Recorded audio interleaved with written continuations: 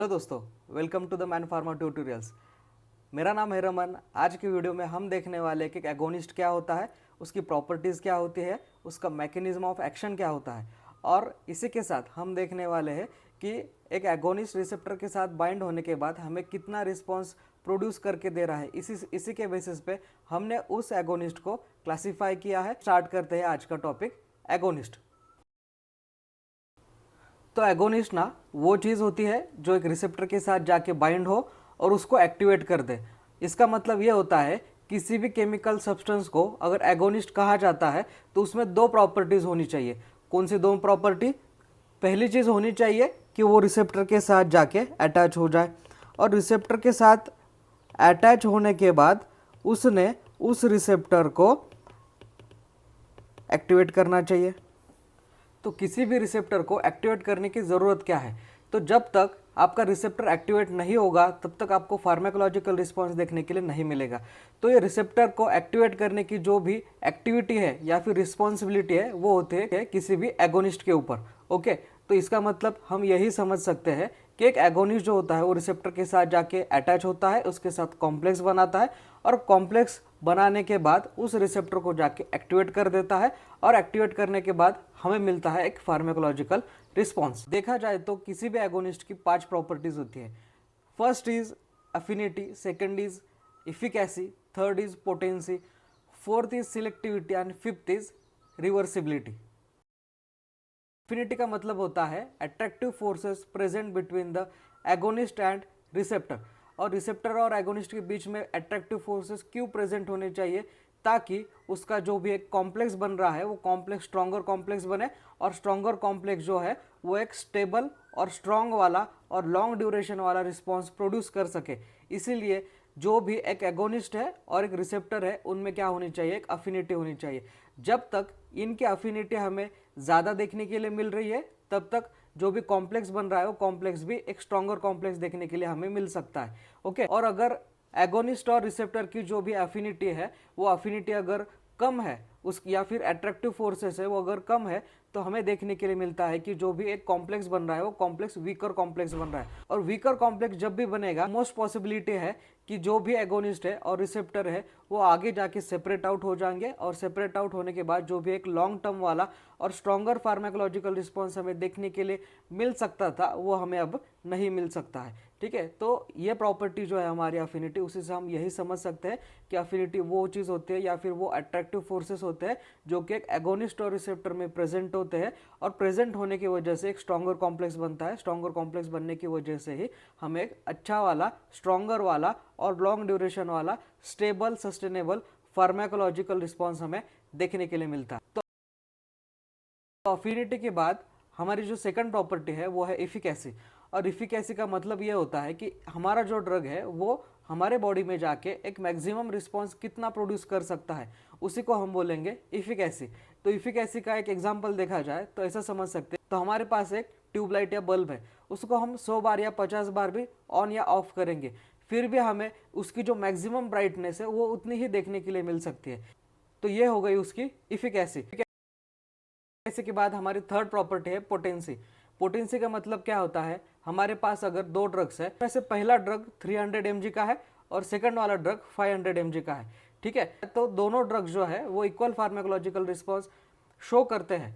ठीक है, तो लेकिन क्वांटिटी वाइज देखा जाए तो पहला वाला ड्रग कम है, 300 mg है, और सेकंड वाला जो ड्रग है वो 500 mg। इसका मतलब पहले वाले ड्रग से ज़्यादा है। ठीक है, तो हमारी डेफिनेशन के अकॉर्डिंगली हम क्या कह सकते हैं कि कम से कम क्वांटिटी में अगर मैक्सिमम टू मैक्सिमम रिस्पॉन्स अगर देखने के लिए मिलता है तो उसी को हम कहते हैं वो वाला ड्रग ज़्यादा पोटेंट है। मुझे बताइए कि दो ड्रग्स में से कम क्वांटिटी किसकी थी? तो सही बताया कि पहले वाली जो ड्रग थी उसकी क्वांटिटी 300 mg थी। इसका मतलब सेकंड वाले ड्रग से कम थी। इसी की वजह से पहला वाला ड्रग हमारा सेम फार्माकोलॉजिकल रिस्पॉन्स प्रोड्यूस कर रहा है जो कि सेकंड वाला ड्रग ज़्यादा क्वांटिटी में प्रोड्यूस कर रहा है। ओके, तो इसी को हम कहेंगे पोटेंसी, या फिर हम ऐसा कह सकते हैं कि पहला वाला ड्रग सेकंड वाले ड्रग से ज़्यादा पोटेंट है।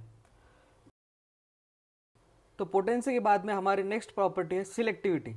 ये सिलेक्टिविटी क्या होती है? अगर हमारा जो एगोनिस्ट है वो एगोनिस्ट हमारे बॉडी में जाके किसी भी रैंडम रिसेप्टर के साथ जाके कॉम्प्लेक्स बनाता है, उसे एक्टिवेट कर देता है और उसी के साथ उसका फार्माकोलॉजिकल रिस्पॉन्स भी देखने के लिए मिलता है।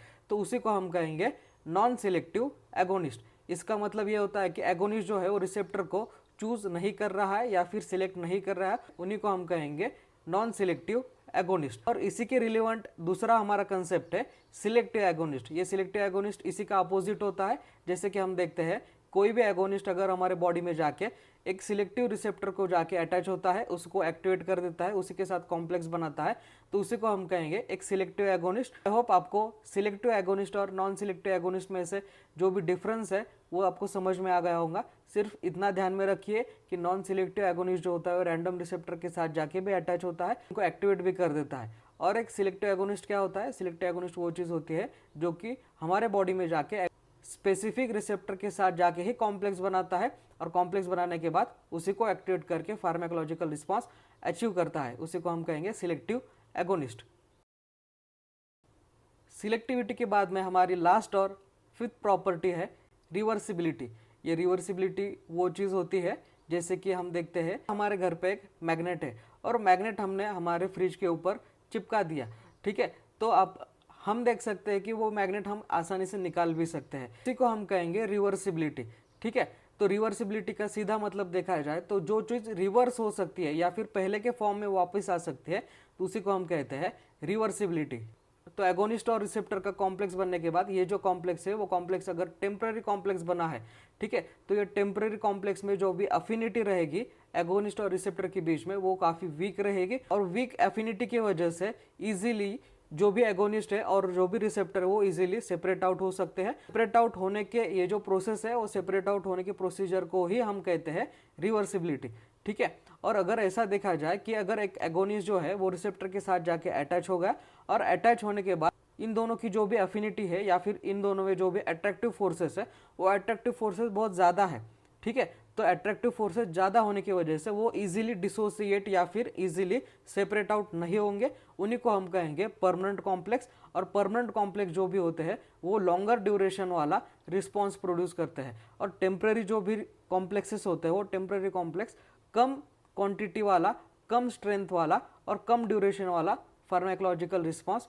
प्रोड्यूस कर सकते हैं, ठीक है। तो रिवर्सिबिलिटी का सीधा मतलब यही होता है कि अगर एक एगोनिस्ट है और एक रिसेप्टर है और दोनों ने कॉम्प्लेक्स बनाया, बनाने के बाद फिर से सेपरेट आउट हो गए एज एगोनिस्ट एंड रिसेप्टर, तो ये चीज़ रिवर्स हो गई, कॉम्प्लेक्स बनाने के बाद रिवर्स हो गई, इसीलिए हम उसी को कह सकते हैं कि ये जो प्रॉपर्टी है वो रिवर्सिबल प्रॉपर्टी। तो ये हो गई हमारी एगोनिस्ट की 5 प्रॉपर्टीज और ये 5 प्रॉपर्टी के बाद में हम देखने वाले कि एगोनिस्ट का मैकेनिज्म ऑफ एक्शन क्या होता है।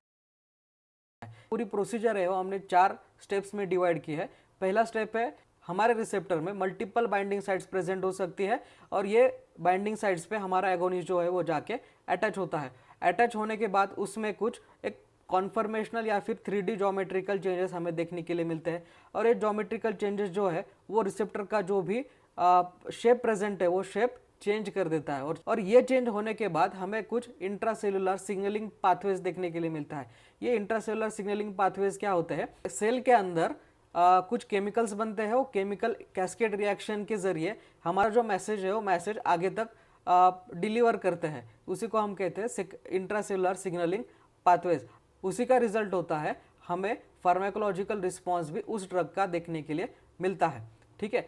तो आई होप आपको चीज़ें समझ में आ गई होंगी कि पहले तो होता है हमारे रिसेप्टर के साथ जाके एगोनिस्ट अटैच होने के बाद कुछ 3D और कॉन्फर्मेशनल चेंज हमें रिसेप्टर के साथ देखने के लिए मिलते हैं। ये रिसेप्टर के 3D और कॉन्फर्मेशनल चेंज होने के बाद इंट्रासेलुलर सिग्नलिंग पाथवेज का एक्टिवेशन होता है। एक्टिवेशन होने के बाद ही हमें फार्माकोलॉजिकल रिस्पॉन्स देखने के लिए मिलता है। तो mechanism of action of agonist के बाद में हम देखने वाले हैं कि एगोनिस्ट के टाइप्स कितने होते हैं, ठीक है। तो पहला हमारा टाइप है फुल एगोनिस्ट। तो अगर हमारा एगोनिस्ट जो है वो रिसेप्टर के साथ जाके अटैच होता है और अटैच होने के बाद उसको जो है वो 100% फार्माकोलॉजिकल रिस्पॉन्स हमें देखने के लिए मिलता है। इसी का मतलब ये होगा कि हमारे एगोनिस्ट ने रिसेप्टर को 100% एक्टिवेट किया, इसी वजह से हमें 100% रिस्पॉन्स उसी का देखने के लिए मिला, ठीक है। तो ये जो 100% रिस्पॉन्स हमें देखने के लिए मिला है इसी को हम कहते हैं फुल एगोनिस्ट, ओके। तो इसी का सेकंड टाइप है हमारा पार्शियल एगोनिस्ट वो चीज़ होती है अगर हमारा जो एगोनिस्ट है वो रिसेप्टर के साथ जाके अटैच हो गया, और अटैच होने के बाद इस बार हमें 100% रिस्पॉन्स के बजाय 100% से लेस रिस्पॉन्स मिला। और 100% से लेस रिस्पॉन्स कितना हो सकता है, ठीक है, तो 50% हो सकता है, 60% हो सकता है, 70% हो सकता है। किस चीज़ से, किस चीज़ के कंपैरिजन में, फुल एगोनिस्ट के कंपैरिजन में अगर 60% रिस्पॉन्स मिल रहा है, 70% रिस्पॉन्स मिल रहा है, तो उसी को हम कहेंगे पार्शियल एगोनिस्ट। थर्ड वाला टाइप है हमारा इनवर्स एगोनिस्ट। इनवर्स एगोनिस्ट क्या होता है? इनवर्स एगोनिस्ट फुल एगोनिस्ट के एग्जैक्ट अपोजिट वाला रिस्पॉन्स प्रोड्यूस करता है। जैसे अगर क्वांटिटी में देखा जाए तो फुल एगोनिस्ट अगर 10 यूनिट्स इतना रिस्पॉन्स प्रोड्यूस कर रहा है, ठीक है, तो पार्शियल एगोनिस्ट कितना करेगा? पार्शियल एगोनिस्ट एक तो 5 यूनिट्स या फिर 6 यूनिट्स या फिर 7 यूनिट्स इतना रिस्पॉन्स प्रोड्यूस कर पाएगा, ठीक है, जो कि एक फुल एगोनिस्ट से कम रिस्पॉन्स प्रोड्यूस कर रहा है। ओके, इनवर्स एगोनिस्ट क्या करेगा?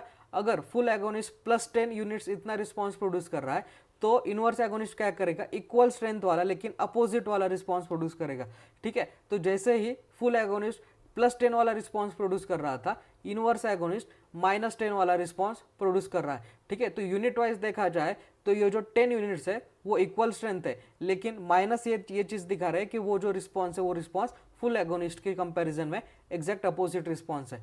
तो इसी को हम कहेंगे इनवर्स एगोनिस्ट। लास्ट वाला हमारा एगोनिस्ट है सुपर एगोनिस्ट, ठीक है। तो जो एगोनिस्ट अगर फुल एगोनिस्ट के कंपैरिजन में और ज़्यादा रिस्पॉन्स प्रोड्यूस कर सके, उसी को हम कहते हैं सुपर एगोनिस्ट। ठीक हो, अगर हम सेम यूनिट्स के अकॉर्डिंगली अगर समझा जाए, फुल एगोनिस्ट 10 यूनिट्स इतना रिस्पॉन्स प्रोड्यूस कर रहा था, तो 10 यूनिट से भी ज़्यादा अगर कोई एगोनिस्ट रिस्पॉन्स प्रोड्यूस कर पा रहा है और ज़्यादा उसी को एक्टिवेट कर पा रहा है, तो उसी को हम कहेंगे सुपर एगोनिस्ट। ओके, तो ठीक है, फुल एगोनिस्ट अगर 10 यूनिट्स रिस्पॉन्स प्रोड्यूस कर रहा था, तो सुपर एगोनिस्ट कितना करेगा?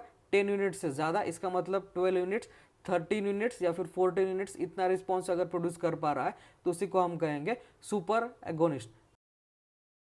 तो उम्मीद करता हूँ दोस्तों आज के एगोनिस्ट वाले लेक्चर में सभी चीज़ें जो भी हमने आज डिस्कस की है वो आज आपको समझ में आ गई होंगे, ठीक है। तो आज की वीडियो में हमने देखा कि एक एगोनिस्ट क्या होता है, एगोनिस्ट की 5 प्रॉपर्टीज़ कौन सी होती है, एगोनिस्ट का मैकेनिज्म ऑफ एक्शन क्या होता है, और इसी के साथ एगोनिस्ट के टाइप्स कौन से होते हैं, ये सब चीज़ें हमने इस लेक्चर में आज डिस्कस की है, ठीक है। तो बने रहिए दोस्तों। अगर वीडियो पसंद आता है तो वीडियो लाइक एंड शेयर करिए। अगला टॉपिक कौन सा होना चाहिए इसके बारे में कमेंट्स कीजिए, और हमारे यूट्यूब चैनल को सब्सक्राइब कीजिए, बेल आइकन दबाइए। थैंक यू सो मच, मिलते हैं नेक्स्ट वीडियो में। Thank you so much.